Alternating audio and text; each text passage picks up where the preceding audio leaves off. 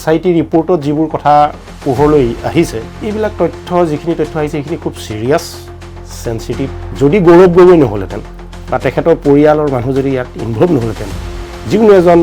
সাধাৰণ মানুহ যদি হ'লহেঁতেন ধৰক ময়ে যদি হ'লোহেঁতেন তেতিয়াহ'লে ইমান দিনে আমি এৰেষ্টেই হ'লোহেঁতেন গ্ৰেপ্তাৰী হ'লোহেঁতেন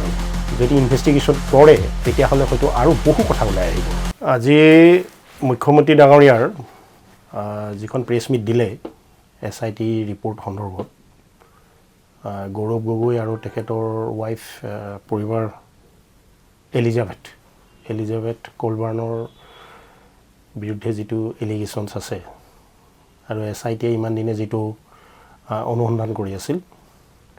প্ৰথম কথা হ'ল যিখিনি এলিগেশ্যনছ তেওঁলোকৰ এগেইনষ্টত আহিছে আৰু SIT ৰিপৰ্টত যিবোৰ কথা পোহৰলৈ আহিছে আজি মুখ্যমন্ত্ৰীৰ সংবাদ মেলৰ জৰিয়তে আমি যিখিনি জানিব পাৰিছোঁ ডিটেইলছটো ধৰি লওক আমি এতিয়ালৈকে পোৱা নাই চাবলৈ এইবিলাক তথ্য যিখিনি তথ্য আহিছে সেইখিনি খুব সিৰিয়াছ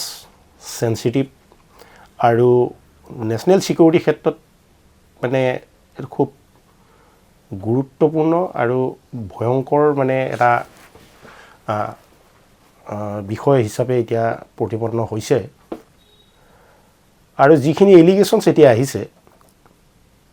আৰু যিখিনি তথ্য পোহৰলৈ আহিছে ইয়াৰ ভিত্তিত যদি আমি এতিয়া ক'বলৈ যাওঁ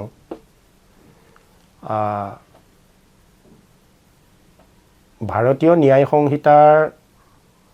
147ৰ পৰা 151 ধাৰালৈকে যিবোৰ ধাৰা আছে সেই ধাৰাবিলাকৰ এই এজাহাৰখন নিশ্চয় ৰেজিষ্টাৰ হৈছিলে তাৰ ওপৰত আৰু তাৰ ভিত্তিতে এইবোৰ ইনভেষ্টিগেশ্যন হৈছে আৰু যদি তেনেকুৱা হৈছে আৰু যিখিনি এলিগেশ্যনছ আৰু তথ্য পাতি পোহৰলৈ আহিছে ইয়াৰ পৰাতো যদি গৌৰৱ গগৈ নহ'লেহেঁতেন বা তেখেতৰ পৰিয়ালৰ মানুহ যদি ইয়াত ইনভলভ নহ'লেহেঁতেন যিকোনো এজন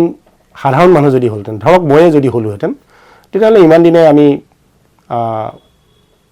এৰেষ্টেই হ'লোহেঁতেন গ্ৰেপ্তাৰী হ'লোহেঁতেন আমি কাৰণ ইয়াতকৈও খুব বহু কম পৰিমাণৰ যিবোৰ এলিগেশ্যনছ আমি নিউজে সংবাদ পত্ৰ দেখি থাকোঁ বহুত মানুহ এৰেষ্ট হৈ আছে কিন্তু তেখেতসকলৰ ক্ষেত্ৰত তেনেধৰণৰ ড্ৰাষ্টিক একশ্যন এতিয়ালৈকে লোৱা হোৱা নাই আৰু মুখ্যমন্ত্ৰী ডাঙৰীয়াই এটা কথা কৈছে যে যিহেতু ষ্টেট গভৰ্ণমেণ্ট হেজ ছাম লিমিটেশ্যনছ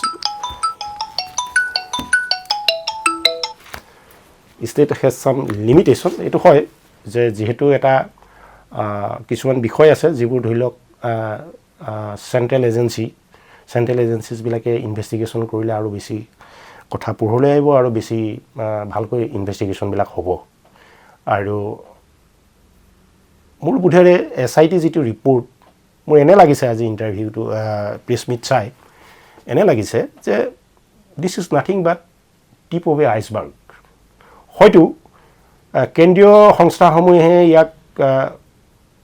যদি ইনভেষ্টিগেশ্যন কৰে তেতিয়াহ'লে হয়তো আৰু বহু কথা ওলাই আহিব মুখ্যমন্ত্ৰী ডাঙৰীয়াই এটা কথা কৈছে যে এইবোৰ দেখি এনেকুৱা লাগিছে যে সেই সময়ৰ কেন্দ্ৰীয় চৰকাৰৰ খুব ভিতৰৰ খুব ক্ষমতাশালী ব্যক্তি কোনোবা ইয়াৰ লগত জড়িত আছে যিটো কাৰণে বহু সময়ত ইয়াক কাভাৰ আপ কৰা হৈছে বা যাক ৰিপৰ্ট হোৱা নাই বা লুকুৱাই ৰখা হৈছিল এতিয়া যি নহওক দেৰিকৈ হ'লেও এইবোৰ তথ্য আহিছে আৰু এইখিনি এটা সেনসিটিভ সময়ত আহিছে ইলেকশ্যনৰ আগে আহিছে গতিকে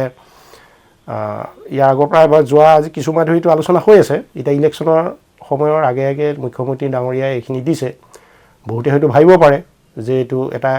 ইলেকশ্যনৰ গিমিক কিন্তু যিবোৰ তথ্য আহিছে SITৰ জৰিয়তে সেই তথ্যবোৰ আমি এতিয়া পটককৈ বুলি ক'ব নোৱাৰোঁ কাৰণ ইতিমধ্যে কোৱা মতে আমি সংবাদ মাধ্যমৰ জৰিয়তে জনা মতে এলিজাবেথ ডাঙৰীয়ানীক ইতিমধ্যে জেৰা কৰা হৈছে আৰু তেখেতৰ পৰা বহুত তথ্য পাতি পাইছে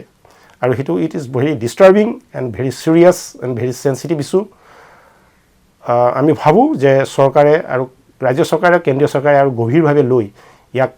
পুংখানুপুংখভাৱে তদন্ত কৰোৱাব কেন্দ্ৰীয় সংস্থাসমূহৰ জৰিয়তে আৰু ৰাষ্ট্ৰীয় আৰু দেশৰ নিৰাপত্তাৰ ক্ষেত্ৰত কোনো ক্ষেত্ৰতে যে কম্প্ৰমাইজ নহয় সেইটো চাব লাগিব